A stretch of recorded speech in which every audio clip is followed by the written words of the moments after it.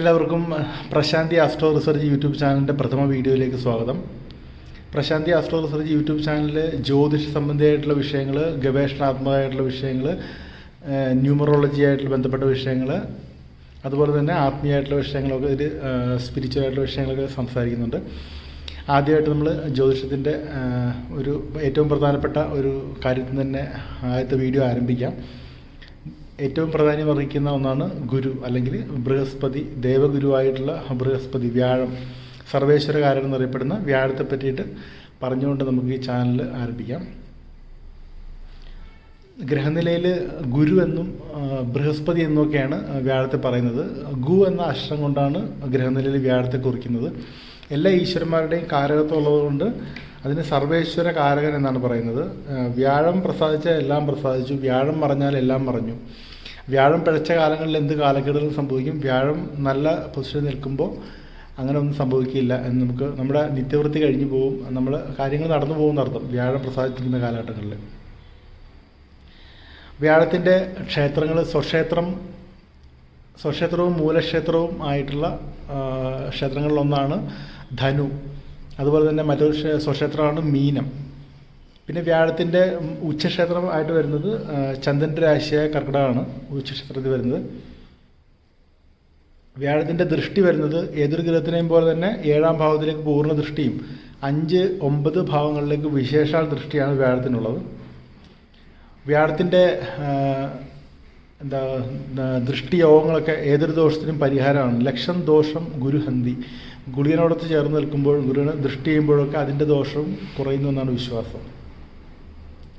16 വർഷക്കാലമാണ് വ്യാഴദശകാലം. വ്യാഴദശകാലത്ത് കുടുംബസൗഖ്യം, വാഹന സൗഖ്യം, അങ്ങനെ പല വിധത്തിലുള്ള സമൂഹത്തിൽ ബഹുമാന്യത, മനസ്സന്തോഷം, ശരീരപുഷ്ടി, അങ്ങനെ എല്ലാ രീതിയിലുള്ള പോസിറ്റീവ് ഫലങ്ങളും വ്യാഴം അനിഷ്ടസ്ഥാനത്ത് അല്ലെങ്കിൽ അനിഷ്ട ഘട്ടങ്ങളിൽ 3ാം ദശ അങ്ങനെയൊക്കെയുള്ള വരുന്ന കാലഘട്ടങ്ങളിൽ ചിലർക്കും, അല്ലെങ്കിൽ ഭാരാരിഷ്ടതകളോ 1ാം ദശയായിട്ട് വരുന്നവർക്കൊക്കെ അരിഷ്ടതകൾ വരാം. അല്ല ഗ്രഹനിലയിൽ കേന്ദ്രാധിപത്യ ദോഷം, അങ്ങനെ ദോഷകാലമായിട്ട് നിൽക്കുന്ന വ്യാഴം, നീചത്തിലൊക്കെ നിൽക്കുന്ന വ്യാഴം, അല്ലെങ്കിൽ ശത്രുക്ഷേത്ര സ്ഥിതിയുള്ള വ്യാഴം ഒക്കെയുള്ള വ്യാഴത്തിനൊക്കെ മോശം ഫലങ്ങളും വരാം. എന്നാലും പൊതുവിൽ വ്യാഴദശയിൽ ഗുണപ്രദവും ഐശ്വര്യപ്രദവും ശ്രേയസ്കരമായിട്ടുള്ള ഫലങ്ങളാണ് കണ്ടുവരുന്നത്.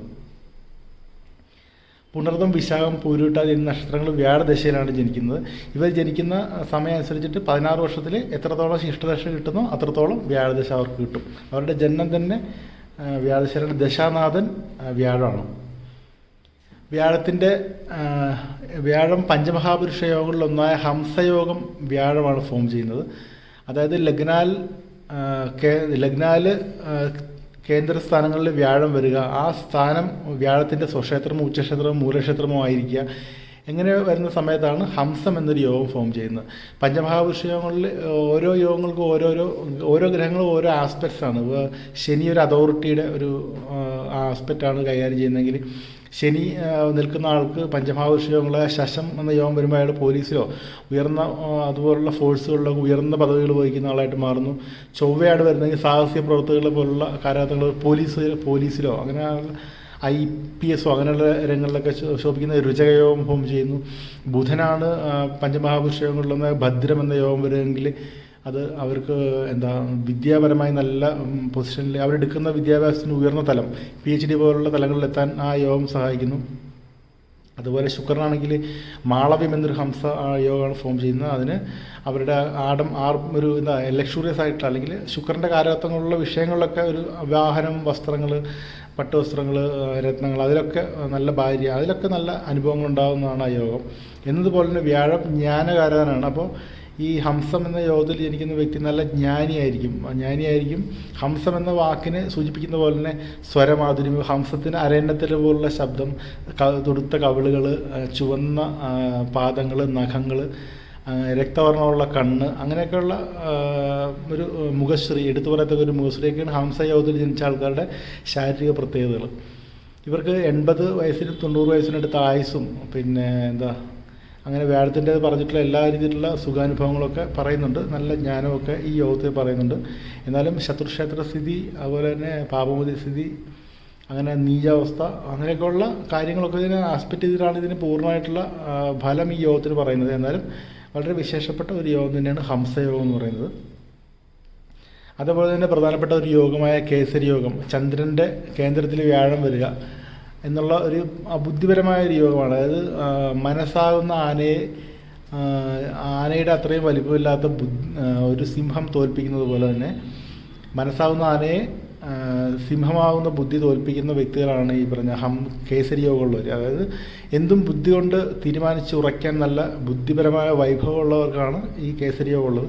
ആ യോഗവും വ്യാഴത്തിൻ്റെ വ്യാഴമാണ് ആ യോഗം രൂപം കൊടുക്കുന്നത്. അപ്പോൾ ഹംസയോഗം പോലെ തന്നെ വളരെ പ്രധാനപ്പെട്ട ഒരു യോഗമാണ് കേസരി യോഗം. അതും വ്യാഴം തന്നെയാണ്. വ്യാഴത്തിൻ്റെയും ചന്ദ്രൻ്റെയും കോമ്പിനേഷനാണ് ആ യോഗം ഉണ്ടാക്കുന്നത്. ഇനി വ്യാഴത്തിൻ്റെ ദശാപഹാരങ്ങൾ മോശമായ ആൾക്കാർ, വ്യാഴപ്പിഴവുകളുള്ള ആൾക്കാരൊക്കെ ചെയ്യുന്ന ഏറ്റവും പ്രധാനപ്പെട്ട വഴിപാട് ചെയ്യാൻ കഴിയുന്ന ഗുരുവായൂർ ദർശനമാണ്. ഭൂലോക വൈകുണ്ഠവാസം എന്നറിയപ്പെടുന്ന ഗുരുവായൂർ ദർശിച്ച് യഥാശക്തി വഴിപാടുകൾ നടത്തുക എന്നുള്ളതാണ് ശരിക്കും പറഞ്ഞാൽ അതിൻ്റെ യഥാർത്ഥ പരിഹാരം. അതുപോലെ തന്നെ പീതാംബരൻ എന്നാണ് വ്യാഴത്തെ പറയുന്നത്. മഞ്ഞപ്പട്ട് ഉടുക്കുന്നതുകൊണ്ടാണ് പീതാംബരൻ എന്ന് പറയുന്നത്. വിഷ്ണു ശ്രീകൃഷ്ണ ക്ഷേത്രങ്ങൾ ദർശനം നടത്തി മഞ്ഞപ്പട്ട് നടക്കൽ വയ്ക്കുന്നതും മഞ്ഞ പുഷ്പങ്ങൾ വയ്ക്കുന്നതും ഒക്കെ ഇതിന് പരിഹാരമാണ്. ഈ വിഷ്ണു ശ്രീകൃഷ്ണ ക്ഷേത്രങ്ങളിലെ ഇഷ്ട വഴിപാടായിട്ടുള്ള പാൽപ്പായസം നടത്തുക, തൃക്കൈവെണ്ണ, ത്രിമധുരം, അപ്പോൾ അങ്ങനെയുള്ള വഴിപാടുകളൊക്കെ കദളിപ്പഴം നടക്കി നിവേദിക്കുക. ബുധനാഴ്ച ഒരിക്കലെടുത്ത് വ്യാഴാഴ്ച ക്ഷേത്രദർശനം നടത്തുക, അങ്ങനെയുള്ള വഴിപാടുകളൊക്കെ ചെയ്യാം. ഇതൊക്കെ ചെയ്യുന്നത് കൊണ്ടിട്ട് ഈ വ്യാഴ പിഴവുകൾ 6-8-12 ഗോചരാൽ 6-8-12 ഭാവങ്ങളിലൊക്കെ 3-6-12 വ്യാഴം സഞ്ചരിക്കുന്നവരും ഗ്രഹനിലയിൽ വ്യാഴം മോശാവസ്ഥയിൽ നിൽക്കുന്നവരും ഒക്കെ ഇങ്ങനെയുള്ള വഴിപാടുകളൊക്കെ ചെയ്യുന്നത് ഈ ദോഷങ്ങളെ ലഘൂകരിക്കുന്നതിന് സഹായിക്കും. അപ്പോൾ എല്ലാവർക്കും വ്യാഴഭഗവാന്റെ അനുഗ്രഹം ഉണ്ടാവട്ടെ. എല്ലാവർക്കും നന്മയും ഐശ്വര്യവും ശ്രേയസ്സും ഉണ്ടാവട്ടെ എന്ന് പ്രാർത്ഥിച്ചുകൊണ്ട് ഈ വീഡിയോ ഇവിടെ നിർത്തുന്നു. നന്ദി, നമസ്കാരം.